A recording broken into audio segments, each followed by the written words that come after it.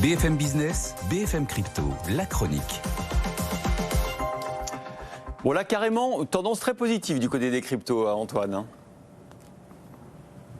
Ouais, avec le Bitcoin désormais au contact des 46 000 $, on se retrouve au plus haut depuis quasiment un mois, 7% de gagné en 5 jours, une belle mèche haussière là, depuis 2 jours. L'Ether tambour battant aussi au-delà des 2400 $, plus haut d'une vingtaine de jours. Et petit gain pour l'XRP du côté des 51 cents. Solana et Cardano prennent 4 ou 5% sur les 5 dernières journées.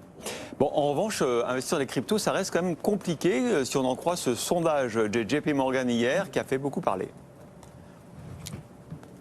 Oui, JP Morgan plus intéressé par les technologies crypto que par l'investissement crypto de manière générale. On le sait, Jamie Dimon, toujours très frileux à ce sujet, très critique, notamment vis-à-vis du Bitcoin. Reste que l'enquête sur les classes d'actifs de JP Morgan publiée hier montre que 78% des 4000 traders et gérants institutionnels américains interrogés n'avaient pas l'intention d'investir du tout dans les cryptos dans les 5 prochaines années. Ce n'est pas une question de mois, mais d'années. 12% seulement l'intègrent dans leur palette de futurs investissements potentiels. On voit que cette classe d'actifs reste encore marginale pour la plupart des institutionnels. Et même pire, seuls 7% d'entre eux voient la blockchain comme technologie d'avenir pour l'investissement et les finances, alors qu'ils étaient 25% l'année dernière. On voit donc que là, l'intérêt a nettement baissé. Alors là, en plus, on prend la blockchain au sens large, un sujet d'investissement, support technologique, solution pour la rénovation de l'infrastructure financière.